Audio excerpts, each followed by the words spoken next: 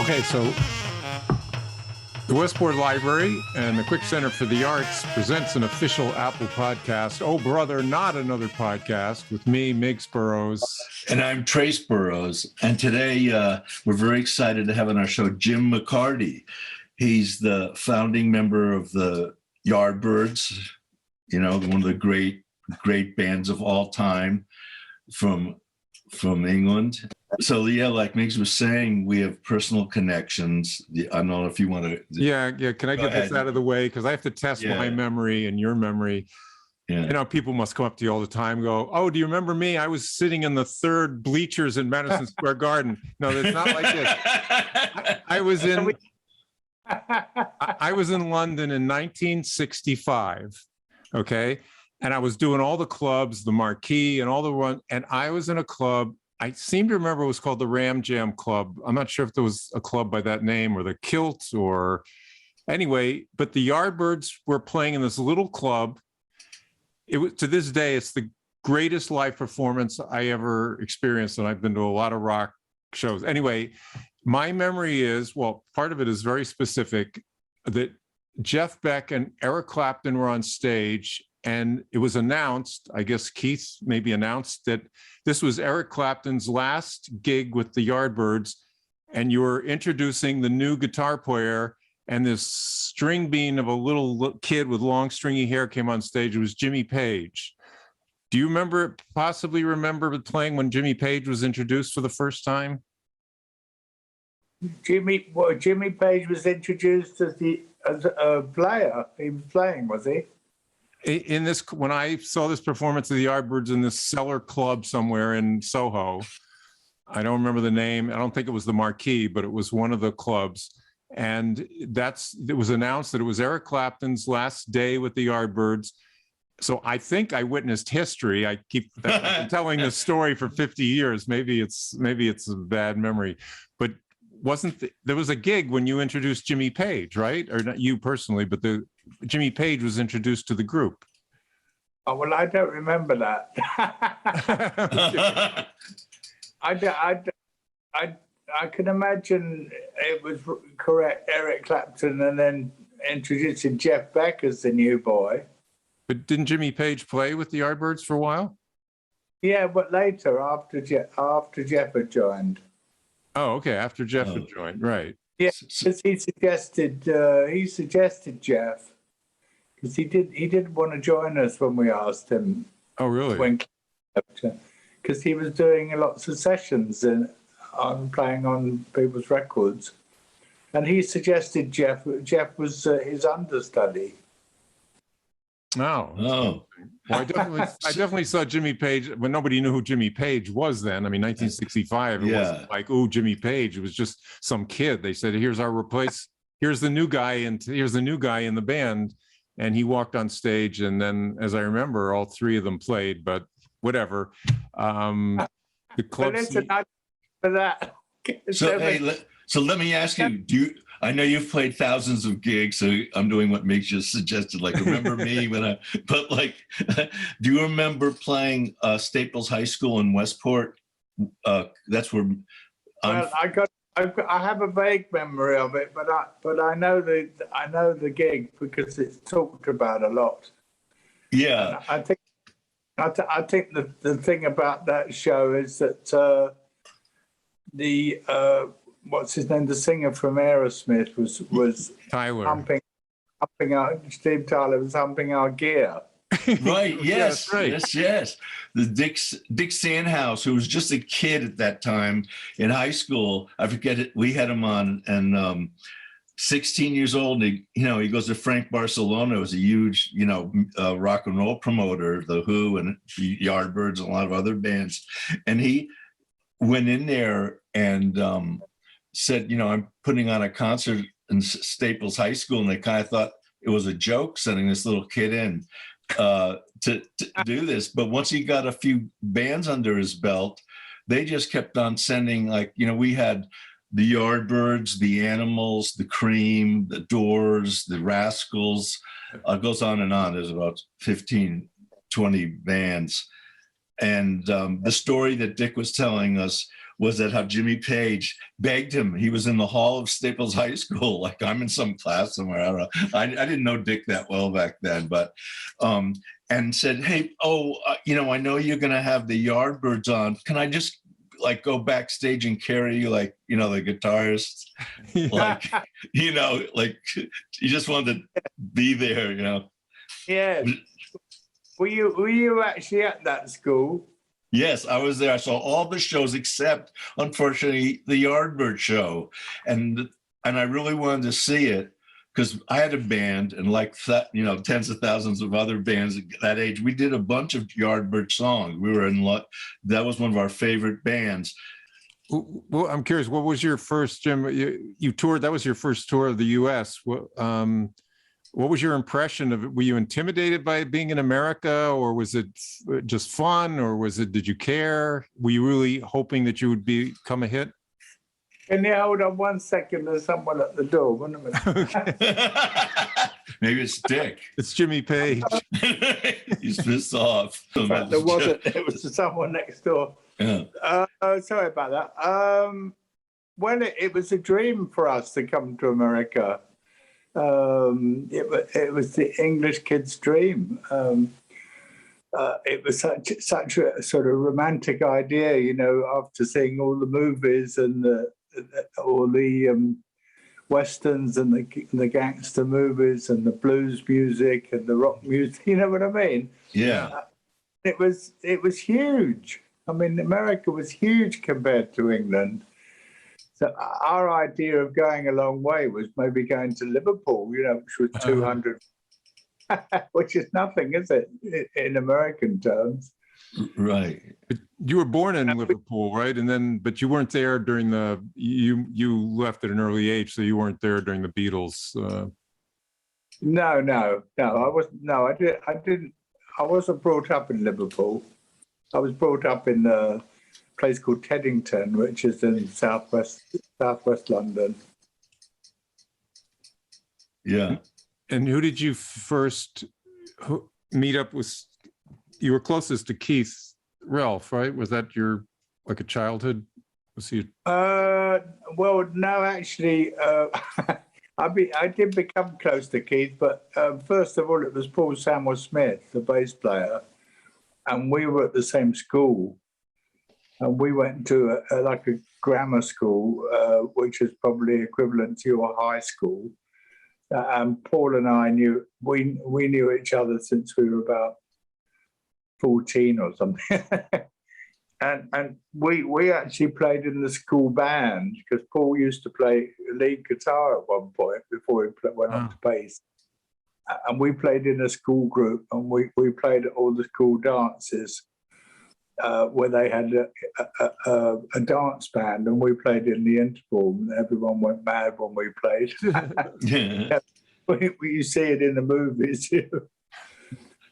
And then we lost. I lost touch with Paul after I left school. We both left. We went to the same school, and after we left school, I saw him in a couple of years later. And he suggested to me, come round to my house and listen to this album called Jimmy Reed Live at the Carnegie Hall. Mm. And of course, I'd never heard anything quite like that. I mean, we used to play early, Buddy Holly and Everly Brothers and all that stuff, but I never heard anything sort of bluesy. With a real feeling, and Jimmy Reed really had a feeling about the way he sang. And then we went from there and, got into Bo Diddley Records and Chuck Berry and Muddy Waters and all the blues stuff. And then we would see the Stones because we were in the same area that they used to play in. They used to play in a place called Richmond, which was just a few miles away from us. It's a Crawdaddy, right? Was it the Crawdaddy? Yeah. We used to hang out in Richmond quite a lot. So we went to see them. And then we formed the band, just mates really in the same area. But Paul met Keith and they had another little band. I think it was called the Metropolis Blues Quartet or something like that. They played folky blues. And one time I was in another band with Top Topham and Chris Dreyer, and they were in the original Yardbirds. And Keith and Paul turned up at one of our shows, and he said, we want to play more rock stuff now, and we want you to play drums, Jim, because you're a sort of rock drummer. So we all amalgamated, and that's how we became the Yardbirds. How'd you come up with that name? Well, Keith came up with it, and I think he read it in a Kerouac book.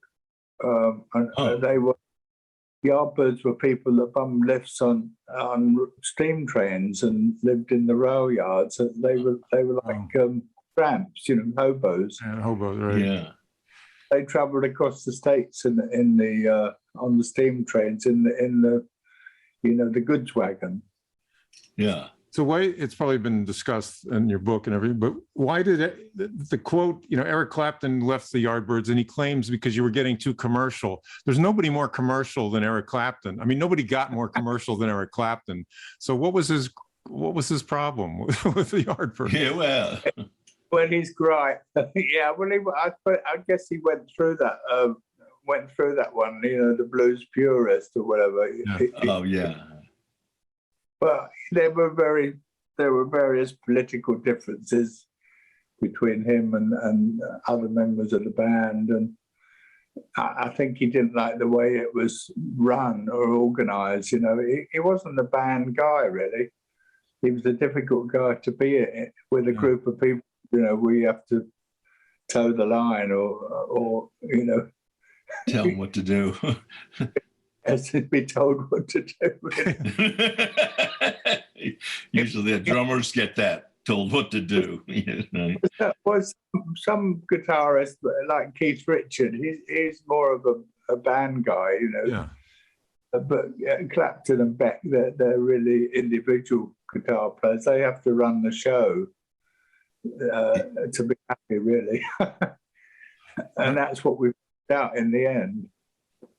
I see a neck of a guitar peeking behind your shoulder occasionally. Do you play guitar also? Yes, I like. Yeah, I've got a couple of guitars there. Yeah, I like to play guitar.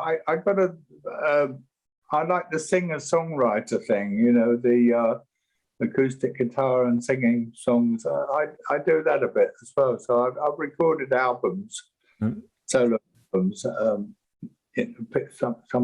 Some people like them. So when you do the acoustic, do you do some Yardbird songs, even though they're electric? A lot of things you can. Yes, if I do a show, I don't do many shows on my own, but if I do a show, I might do Heart Full of Soul. Yeah. A nice song on acoustic guitar. I have to ask because people will complain if I don't, but would you play? Or I don't, if you don't, that's fine, but would you want to play something on the guitar or a few measures of something? Can hear you. Right now? I don't know. I don't think it's quite in tune. No, Okay. I think I'll pass on that one. All right. That's fine. It might sound on this Zoom. Yeah, that's all right. We had to ask. So when they had, back in the States, back in the 67, there was the Monterey Pop Festival, and in Woodstock, you didn't play in either. Were you ever approached to play in those? No, I think they were later. I think Woodstock would split up. Yeah, we might have made Woodstock. We'd have kept together maybe, but never did. Yeah. And I think the Jeff Beck group were going to play Woodstock, and they never did, I think. Oh, I didn't know he even had a group that far back. Yeah, I heard a story about it. He was meant to play Woodstock, and he didn't. Oh. He seems to me like I'm really steep. I'm a musician, and I'm a bit steeped in all that stuff since I was like 13. And I always thought that if you ask regular people who aren't musicians or whatever, names that come, Jimmy Page, and then there's Eric Clapton. Of course, Jeff Beck he seems like he doesn't get enough recognition because he's really masterful on the guitar. And musicians know how great he is. But the regular people say, yeah, I might have heard Jeff Beck. The only Beck they know is the other new Beck, from the United States, who got big, I guess, 30 years ago, Well, sort of resented that when that happens. I think with Jeff, he doesn't sell out. The music is the most important. And he doesn't care what he wears. You know what I mean? Yeah. I've seen him jamming with one night. I was in a place where Clapton and Jeff got up and they jammed together. And Eric was all smart, had all the latest suit on or whatever. Jeff just had his jeans and an old pair of boots on. You know what I mean? And didn't care. But played the arse on the guitar. So all those three guitarists get along. I guess now I learned that Clapton's a little not such a team player as temperamental. People might think, but we've had his daughter on the show. Actually, she sang a song, Ruth Clapton, and so was there any infighting? I know between all those three guitarists. A lot of egos. Yeah, a lot of guitar egos. Well, yeah, but it was funny actually because Jeff and Jimmy were mates from a very early age. But they were still competitive when they played with the band. There was still energy going on. There was still aggro. Mm-hmm. You could feel it when they were playing together, and it was very hyper. It was a very hyper atmosphere playing with the two of them. Well, that created probably some good guitar breaks, Well, it could be really brilliant. But the problem was they were on an unconscious level. They were competing. Yeah, and they're totally different mindsets because Jimmy has it all worked out, and he's very careful and precise about what he plays. But Jeff's the opposite. He just plays completely off the top of his head. So, so Jeff can't keep up. Really? So Trace is a drummer. He didn't mention it, but he sings now. But he's a drummer from the age of 8 years old. So I grew up. I'm 5 years older, but so I grew up in a house with all this thumping and banging and things going on. And I'm wondering how young were you when you started drumming? And do you have any? I think being a drummer is the hardest thing to do when you're growing up because it's a lot of noise to the people around you. So I know. Terrible, isn't it? I had a kit. Yes, I had a kit in my house, and it was just a small, what they call a bungalow, which was all on one level, And I just lived with my mum. But my mum used to go. She used to work shifts because she was a telephonist. So she'd go. She may be out from 2 till 10 or something. So I had a lot of time to play on my own. And our house was separate, detached. But before that, I played in the Boys Brigade. I played like a military drumming type of thing. With other drummers, like in a bugle band type of thing. Yeah. So that's how I got into drumming. Oh, so you didn't have neighbors banging on the walls saying, "Keep it down in there." Keep it. No, actually. The neighbours were very, very hospitable about it. They quite liked it. But it must be difficult. Did Tracy have problems? Did you have problems, Tracy? I only had problems with we lived in a very small middle-class house, and we had a playroom. And at that time, I went from my style was like in the Charlie Watts when I was like, then I switched I wanted to be like Keith Moon, and I had 4 sets of drums. I wanted to be more sensational, so I tied the things together with boards. Yeah, I have that situation now. I have a friend that has a really nice soundproof studio, Hmm. and they're all there, and I go there. I go there regularly and have a good play. Oh, you do? So correct. I'm name dropping now. I was playing with one of the Stranglers yesterday. Do you remember them? Yeah, they were sort of a punk band. They were after the Yardbirds, but we liked to jam together, play old blues songs. So are you still touring? Because I saw you in the Capitol Theater in New York in Portchester. That was about 10 years ago. And it was you, it was they, the Yardbirds. You were the only Yardbird in the group, the only original, and the other members of the band that were excellent, but they all seemed like they were 20 years old or something. Was that your touring band at the time? But that lineup has changed now because they were all British. Oh yeah. But the line changed now. They're all American now, and there's some great players. I mean, they're much more, weathered sort of musicians. So they really know the Yardbirds music inside out.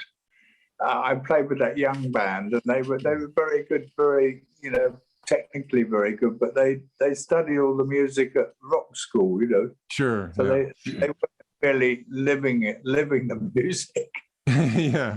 Yeah, it's fun when I heard the rock band and Greta Van Fleet, and they're like in their 20s touring the world, and their music heroes are the same as mine, and it's nice to, like, for 20, such an age difference between me and them, to hear them love the same musicians that I grew up with.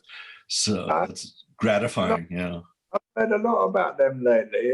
Are they a sort of a good modern band? They kind of stole Led Zeppelin, used as a template, and I mean, they're really good players on their own, excellent, and they have original music. The singer especially took like one segment of like a Robert Plant song, the way Robert Plant was screeching, and used that for his whole style. I wanted to ask you briefly, because I saw this interview you did with Suzanne Geiserman, because about your late wife Lizzie passed away like a year and a half ago, I think, and you contacted a medium, right? And you've been exploring that spiritual, the spirit. I don't know what you call it, the spirit world or the spiritual connection. Yeah, or the spirit realm, or the beyond the veil, as they say. Mm-hmm. but it's been a real eye opener for me, having to face that sort of trauma, and to be able to go through it and to actually get the evidence, because Suzanne always said, you need to have evidence, physical evidence, like that they would tell you something about someone that you don't, or they would tell you something you're going to see. Or actually, she told me about Charlie Watts. Really? It was really odd because she wasn't really into sort of rock and roll music. She was much more of a spiritual sort of woman, and she liked classical things. And she told me about the beginning of the year, many months before he died, I was like communicating, and I had the name came up, and I thought, Charlie Watts, what's she talking about? Wow. So that's really, yeah. And so she said he's going to pass soon. He was going. Yeah, she was living in I guess she's living in a timeless place. I can't really understand it, but all I could get that she can be in more than one place at once, and she's in a timeless situation. And what struck me also, I mean, it's just you could say coincidence. There's no such thing as coincidence, but you said there was one point you were looking out the window and there was a lot of birds in your yard, Yardbirds, and you had never seen that many butterflies and birds were collecting, were kind of, right? No, I started to notice that, the thing is with these things, Suzanne always says, you got to notice, you got to be open and notice these little things that go on. I noticed like a little bird flying into the terrace and staying overnight. And when Lizzie was you know, at home in a coma, she was in a coma eventually. There were some birds trying to get in the window. Wow. It was a bit bizarre. Really strange, and yeah, many butterflies. And you found a feather in the house, right, as well? Yeah, feathers and little. Sometimes they get a piece of jasmine.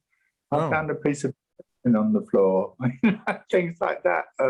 It's very interesting. You know, is this a gift that you have? Do you think, or could it? You know, is this something anybody? Do you have to really work at it, study it? You said you spent a lot of time exploring it, or do you think it's a gift that you have a gift that most people don't have to communicate? Well, Suzanne says that anybody could do it. Some people are born mediums, but she said she was born a medium. She just studied it and went for it because she was motivated. But Lizzie and I were very close in that way. So it probably helps. I don't seem to want to communicate with anyone else. I mean, I don't want to talk to Charlie, for instance. You know? What? They got chopped out. What do you say? Yeah, who you don't want to? We lost that little bit. You didn't want to communicate with who? John. Charlie Watts. Yeah. Oh, okay. Yeah. So if Lizzie told you that Charlie was here and wanted to talk to you, you would say you would hang up on him. Oh no, I would definitely talk to him. But I mean, it would be interesting maybe to do it. But all my energy goes into trying to. Did you know Charlie? Yeah, not closely, but we did tours. We did tour with the Stones and sort of met them. Yeah, like back in the day. Was there a band that you guys were tight with, like one of the famous British invasion bands? Well, it was funny because you didn't really get tight with the bands then because we were all working in different places, you know. Yeah, competing on the way for the hits. We were all on the road together, but we worked with the Beatles a few times. Did you? Okay. You know, they were fun. As much as we got to know them, they were good fun. You know, so there's a story about McCartney coming into our dressing room and suggesting he played us a song. And we Really? said, okay. What do you remember? Of course, let's hear it. And it was Yesterday, but he didn't have the lyrics. He called it Scrambled Egg. You know, scrambled egg. And he played that for you. And he played it when it was a magic. You know, it was a magic moment. Really, what a fantastic song. Gee, you never heard it and quite like it, but it seemed very familiar to you, like he says himself. It's like a very familiar tune. Yeah, did he want the Yardbirds to play that? Was he offering it up like, here's a song for you guys, or? No, I don't think so. I mean, I wanted we wanted them to write us a song, but they never did. Yeah. But John gave us a record by Chuck Jackson called "The Breaking Point." It was a Bacharach song. Burt Bacharach, yeah. He suggested we did that, and I didn't think it. Well, we didn't think it was quite right for us. It was a bit too sort of slick. It wasn't a real bluesy thing. Back then, Burt Bacharach, he was known later on for doing sort of, I don't know what you call his style of music, but, you know, it's funny, there's Carole King and him. They wrote some rock hits, like Carole King wrote a couple songs for the Animals, Don't Bring Me Down. And Burt Bacharach, I think he wrote a song on our Beatles album, plus the Love. He wrote Little Red Book, you know, by the group Love. Yeah. Well, fantastic songwriter. I mean, but it didn't quite suit us. But the thing is, the motivation was there. You know, he came in with it. He thought of us, and he brought a record in for us to do. That's nice. I mean, they wrote songs. It's amazing. The hits, you know, Peter and Gordon and Badfinger. They wrote hit songs for so many people, and it's always wondering, why did you give that away? You know, yeah. I know, but they had a lot to themselves as well, didn't they? They had a lot to spare. But you write on your own. Do you have a songwriting partner currently, or do you write on your own? Oh, I like to write on my own, but I'm very slow at it, I'm afraid. I compile it over a period of weeks or whatever. But I do have a lot of ideas all the time, but I'm a bit lazy now. I don't push it too hard because there's no one, not like it's millions of people waiting for the next song. Yeah. Well, yeah. And you write, when you write, do you use it on the piano or guitar, or you just hear it in your head and then you have? Yeah, both really. Yeah, but I can do both and hear it in my head. Yeah, or a rhythm. Sometimes it's a rhythm. Interesting. I love it. I love to write and sing. I really love it. Wow. Well, we have a few minutes, but I'm curious. You live in France, right? Yeah. And is that for, not to be nosy, is that for tax reasons, or how did you end up in France? No, we, my wife Lizzie and I made that decision about 20 years ago. We talked to some people that lived in France or that knew different areas in France, and lots of people said to us, lots of friends said to us, we'd love it in Provence. We'd love that. We'd love that. It's very colourful and very sort of wild, and it's got a particular culture. It's quite simple, but it's nice. It's very nice. Trey, any last questions, Trace? No. Well, Jim, I can't thank you enough for your generosity and your time, and we're truly huge. Everyone says it, but we are fans from 1965. Yeah. Okay. Thank you. We were there at the beginning, so. Yeah. I had a feeling you might bring up the Staples High School because that's where you're in that area, right? We lived here, and we both went to Staples High School at a little different times. But Dick Sandhouse, and we want to give a shout out to him because he kind of gave us the rundown on your visit and talked about how Jimmy Page stayed at his house, and he was like, I don't know, 17 years old, and wanted to drink he found some scotch in the liquor cabinet and asked if he could drink it. And his mother said it was okay as long as he doesn't drive, So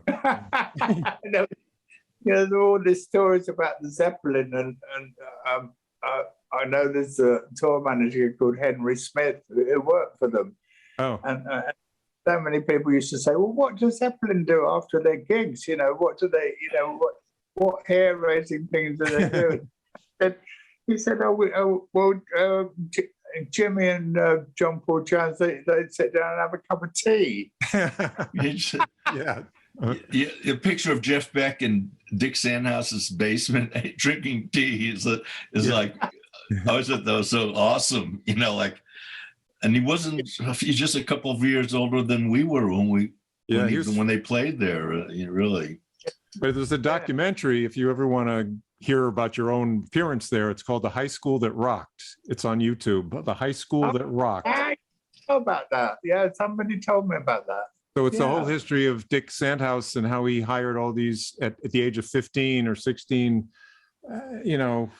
pulled it off and hired these amazing groups to play at our high school. And of course, I might have seen it already. Somebody told me.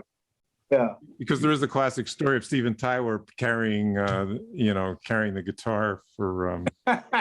Well, he was in the halls of Staples looking for Dick. Yeah, and sort of begging him, he could all the guitars around for. Yeah, I think that was one of our more famous gigs. That one. Yeah, well, certainly made our town famous and our high school famous. The gigs that gets talked about more often than others. He mentioned it, Tyler, at the when he was inducted into the Rock and Roll Hall of Fame. Oh yeah, he mentioned our high school. Yeah, he mentioned it. He mentioned that thing with him and Jimmy Page, who, like holding his guitar case or something, which we loved to hear. Well, Yeah, because that was interesting because that was quite unusual. Jimmy and Jeff didn't play for long together. You know, probably only 6 months at the very most, I think. So that was an unusual show. Yeah. All right. Well, your books we should mention. Yeah, you have 2 books. One, She Walks in Beauty. Right? She Walks in Beauty. Yeah. Yeah. That's from the Lord Byron poem.